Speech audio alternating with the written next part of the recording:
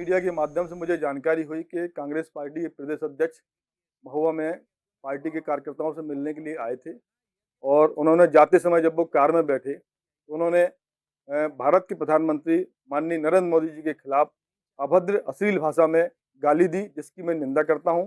और अजय राय जी नहीं जानते कि भारत के प्रधानमंत्री ने देश के लिए क्या किया।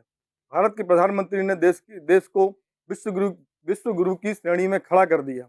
आज भारत में प्रधानमंत्री जी ने भारतीय जनता पार्टी का परचम गंगोत्री से लेकर गंगा सागर तक फहराया। अभी वर्तमान में हम लोग देख रहे हैं कि पश्चिम बंगाल, जहां पर बांग्लादेशियों की घुसपैठ बड़ी मात्रा में भारत में होती थी और भारत में आतंकवाद फैलता था, वहां पर भारतीय जनता पार्टी सरकार बनी और शुभेंदु अधिकारी वहां के मुख्यमंत्री बने और उन्होंने बांग्लादेशियों की घुसपैठ पे बैन लगा दिया। अजय राय जी नहीं जानते कि भारत के प्रधानमंत्री नरेंद्र मोदी जी ने क्या किया।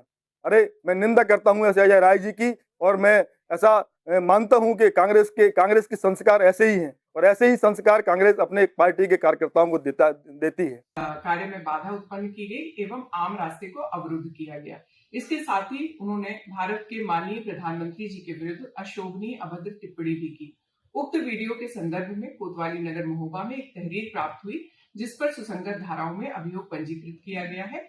उक्त प्रकरण में नियमानुसार विधिक कार्रवाई अमल में लाई जा रही है। देखिए, मैं इतना कहूंगा कि उस दलित बच्ची को न्याय मिले, जो आज वो महोबा की जो बच्ची है उसको न्याय मिले। मेरे ऊपर एक नहीं 10 मुकदमे 100 लगा दें, हम उससे पीछे हटने वाले नहीं हैं। ये एआई जनरेटेड वीडियो है, निश्चित हमारे कार्यकर्ता भी मुकदमा कराएंगे। देखिए, ये गांधीवादी कांग्रेस नहीं, ये गाली वाली कांग्रेस बन चुकी है। इसीलिए राहुल गांधी ने पहले गद्दार बोला पीएम को, लाठी डंडे मारेंगे, मौत का सौदागर, और अब उन्हीं के इंस्ट्रक्शंस पे अजय राय ने जिस प्रकार की भाषा इस्तेमाल की है, 150 से अधिक गालियां प्रधानमंत्री को, उनकी ओबीसी समाज को, उनके परिवार को, उनके माता पिता को दी गई है। ये इसलिए किया जाता है क्योंकि उनके पास असली कोई मुद्दा नहीं है पीएम के खिलाफ, तो ये गाली पे उतर आते हैं। ये मोहब्बत की दुकान नहीं, ये गाली गलौज के फ्रस्ट्रेटेड नफरत के भाईजान बन चुके हैं। एक तरफ अजय राय जब बीमार होते हैं तो पीएम उनके हालचाल के बारे में पूछते हैं, और ये किस प्रकार की भाषा इस्तेमाल करते हैं।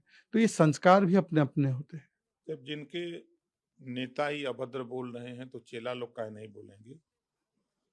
तो उनकी हताशा और निराशा है, जो चुनाव बराबर हारते जा रहे हैं, जिससे लोग काफी दुखी हैं, मानसिक संतुलन खो बैठे हैं लोग, इस तरह के नर्गल बयान दे रहे हैं। तो अजय राय के बयान पर विवाद लगातार बढ़ता जा रहा है और इसी खबर पर ज्यादा जानकारी लिए हुए स्टेट हेड राघवेंद्र प्रताप सिंह हमारे साथ जुड़ रहे हैं। राघवेंद्र जी, साफ तौर पर बीजेपी कह रही है कि यह हताशा है, हताशा का ही नतीजा है कि कांग्रेस पार्टी के चाहे राहुल गांधी हो या अजय राय हो, लगातार इस तरह के शब्दों का उपयोग कर रहे हैं। कभी प्रधानमंत्री को गद्दार कहते हैं, कभी आतंकवादी कहते हैं। अब अजय राय भी विवादित बयान देने के बाद फंस गए हैं, लेकिन वो तो कह रहे हैं एआई जनरेटेड वीडियो है, ये मैंने कहा ही नहीं।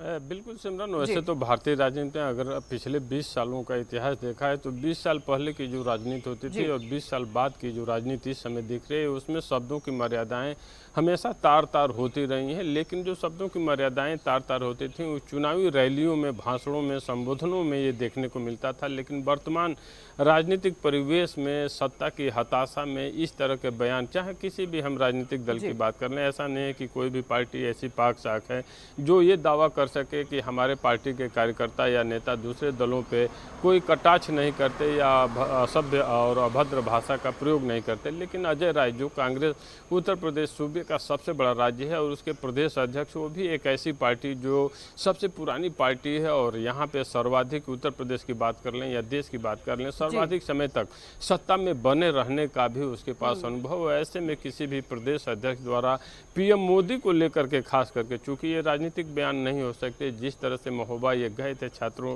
के वहाँ से लौटते समय जिस तरह की अभद्र भाषा का प्रयोग देश के पीएम के लिए किया, इसके लिए आश्चर्य की बात होती है कि क्या कांग्रेस सत्ता से बेदखल होने के बाद उत्तर प्रदेश में अपने खोए जनाधार को पाने के लिए पीएम पे इस तरह की अभद्र भाषा का प्रयोग करेगी, इस तरह की अभद्र टिप्पणी करेगी। सबसे बड़ा सवाल यही खड़ा होता है, क्योंकि अगर उत्तर प्रदेश की राजनीति में आपको अपनी सीटें बढ़ानी है या अच्छा चुनाव लड़ना है, चूँकि यूपी में 2027 में विधानसभा का चुनाव होना है, ऐसे में कम से कम पीएम मोदी और सीएम योगी पे बयान देने के पहले एक बार सोचना पड़ेगा, क्योंकि ये दो नेता ऐसे हैं जो देश में प्रदेश में अपनी प्रतिभा के बल पे लोगों का विश्वास जीता है, महिलाओं का विश्वास जीता है, व्यापारियों का विश्वास जीता है, आम नागरिकों का विश्वास जीता है। तो अजय राय को कहीं ना कहीं ये सोचना होगा कि इस तरह के बयान देने से बचें। हालांकि उनका जिस तरह से बयान आया कि AI जनरेटेड ये वीडियो है, हमारा वीडियो नहीं है, और जिस तरह से वीडियो सर्कुलेट हो रहे हैं सोशल मीडिया पे, जिस तरह से वायरल है, उसको लेकर कई सवाल खड़े होते हैं। अब देखना होगा कि जब FIR दर्ज हो गई है, आगे जब पूछताछ होती है और वीडियो की जब जांच होती है तो उसमें क्या निकल कर आता है। लेकिन इतना अजय राय जरूर है के साथ सिमरन, साथ 30 समर्थकों पर भी FIR दर्ज किया गया है और साफ तौर पर अजय राय अभी भी यही कहते हुए नजर आ रहे हैं कि वो वीडियो मेरा है ही नहीं, AI जनरेटेड वीडियो है। लेकिन अमूमन राघवेंद्र, हमने हर एक चुनाव में देखा, जब भी प्रधानमंत्री नरेंद्र मोदी को इस तरह विपक्ष की पार्टियां गालियां देते हैं, हम लगातार देखते हैं कि उन राज्यों में बीजेपी जीत दर्ज करती है। और खुद प्रधानमंत्री नरेंद्र मोदी ने कहा कि हर दिन 1000 से ज्यादा गालियां खाता हूं और यही वजह है मेरी शक्ति बढ़ रही है, लोग जो है मुझे पसंद कर रहे हैं, क्योंकि विपक्ष के चेहरे जो है बेनकाब हो रही हैं इससे।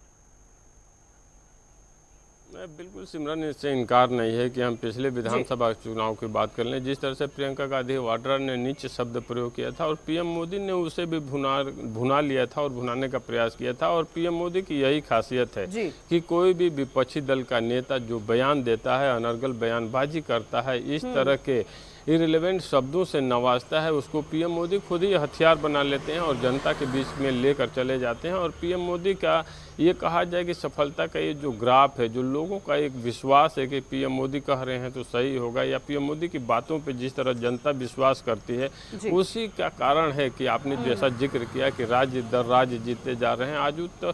आज पूरे समूचे भारत की बात कर लें तो 22 राज्यों में भारतीय जनता पार्टी की सरकार है, जो ये सफलता 2014 के बाद से मिली हुई है। कहीं ना कहीं से मोदी की जो उपलब्धियां हैं ये बयां करती हैं कि 22 राज्यों में सरकार बनवा देना अपने दम पे, मोदी के नाम पे अन्य राज्यों में वोट मांगना। जनता जानती है कि यहाँ पीएम मोदी सीएम बनने नहीं आ रहे हैं, लेकिन फिर भी जनता अपना विश्वास जताती है और वोट देती है। ऐसे में इस तरह के जो भी विपक्षी दल के नेता हैं, उनको इस तरह के बयान देने से बचना ही चाहिए। हालांकि उत्तर प्रदेश की राजनीति की बात कर लें तो कोई भी ऐसा राजनीतिक दल नहीं है जो एक दूसरे पे इस तरह के आरोप प्रत्यारोप नहीं लगाता है या इस तरह के अनर्गल बयानबाजियां नहीं होती हैं। लेकिन अजय राय की जो टिप्पणी आई है वो बेहद ही शर्मनाक है, क्योंकि किसी भी प्रदेश अध्यक्ष से इस भाषा की उम्मीद नहीं की जा सकती है। किसी भी प्रदेश अध्यक्ष की जुबान से इस तरह की भाषा का कोई भी जो है उम्मीद नहीं कर सकता, क्योंकि राजनीति की भी एक स्तर होती है और स्तर कभी भी राजनीति का गिरना नहीं चाहिए। चूंकि 2027 में उत्तर प्रदेश में चुनाव है,